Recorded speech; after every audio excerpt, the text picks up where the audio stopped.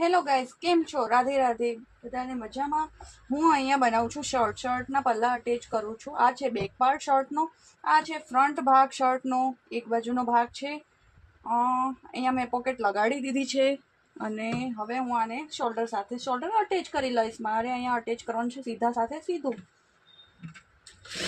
આ જો આવી રીતે આને અટેચ કરી લેવાનો અને સાથે સાથે હું હજી અટેચ કરી લઉં છું બીજો ભાગ. આને પણ સીધાની સાથે સીધો અટેચ કરી લો. આ સિલાઈ છે, આ ઊંધો ભાગ છે અને આ છે, આ ભાગ સીધો છે. તો સીધા સાથે સીધું અટેચ કરી લઈએ.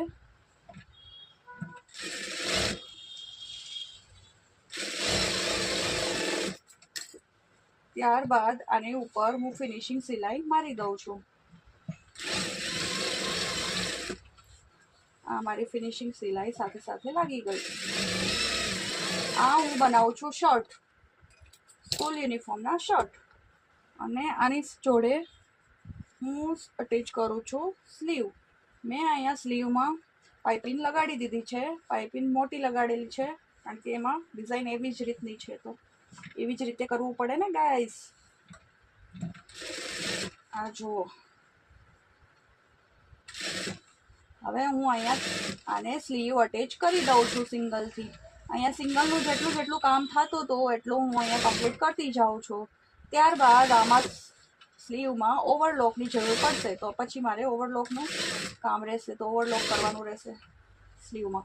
ત્યારબાદ ઉપરની ફિનિશિંગ સિલાઈ હું અહીંયા મારી શકીશ. અહીંયા મેં અટેચ કરી લીધી સ્લીવ.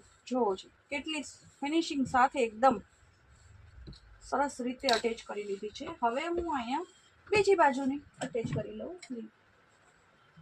મારી સ્લીવ ક્યાં ગઈ? અરે ભાઈ, સ્લીવ ખોવાઈ ગઈ. આવી રહી. મારું બધું પસારું અહીંયા પડી જાય ને ક્યારેક ઓલી બાજુ પડી જાય. આ બધું ભેગું કરવામાં જ મગજનો દુખાવો છે. પણ ગાઈસ, મજા આવે સિલાઈ કરવામાં. મને બહુ ઇન્ટરેસ્ટ છે, તો મને મજા એવા રાખે. જે વસ્તુમાં તમને ઇન્ટરેસ્ટ હોય એ વસ્તુ તમે કરો એટલે મજા જ આવવાની. ભલે ને તમને એમાં કેટલા અડચણ આવે છતાં પણ તમે એ વસ્તુ કરી જ લેવાના, કારણ કે તમારો ઇન્ટરેસ્ટ એમાં છે.